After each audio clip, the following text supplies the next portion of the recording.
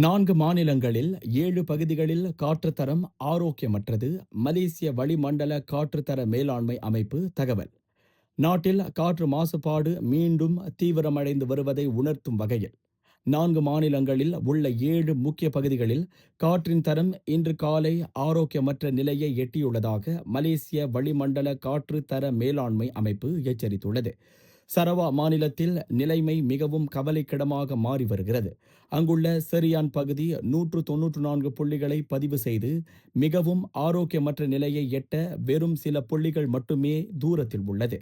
மேலும் மாநிலத்தின் முக்கிய நகரங்களான கூச்செங், ஸ்ரீ அமான் மற்றும் சமராகான் ஆகிய இடங்களிலும் காற்று மண்டலம் கடுமையாக பாதிக்கப்பட்டுள்ளது. இதற்கிடையில் தீபகற்ப மலேசியாவிலும் நிலைமை சீராக இல்லை. ஸ்லாங்கூர் மாநிலத்தின் ஜோஹான் சத்யா, கெடாவின் சுங்காய் பட்டானி, பேராக்கின் தைப்பிங் ஆகிய பகுதிகளிலும் காற்றின் தரம் மோசமடைந்துள்ளதாக மலேசிய சுற்றுச்சூழல் துறை தரவுகள் உறுதிப்படுத்தியுள்ளன. பொதுமக்களின் உடல் நலனை பாதுகாப்பதில் விழிப்புடன் செயல்பட்டு வருவதாக குறிப்பிட்டுள்ள சுற்றுச்சூழல் துறை, நாடு முழுவதும் உள்ள 68 கண்காணிப்பு நிலையங்கள் வாயிலாக நிலைமையை மணி நேரத்திற்கு ஒரு முறை தீவிரமாக கண்காணித்து வருவதாக தெரிவித்துள்ளது. தற்போதைய நிலவரப்படி நாட்டின் மற்ற 61 பகுதிகளில் காற்றின் தரம் மிதமான நிலையிலேயே நீடிக்கிறது. எந்த பகுதியிலும் நிலைமை முற்றிலும் ஆபத்தான கட்டத்தை எட்டவில்லை என்றும் சுற்றுச்சூழல் துறை அதிகாரிகள் சுட்டிக்காட்டியுள்ளனர்.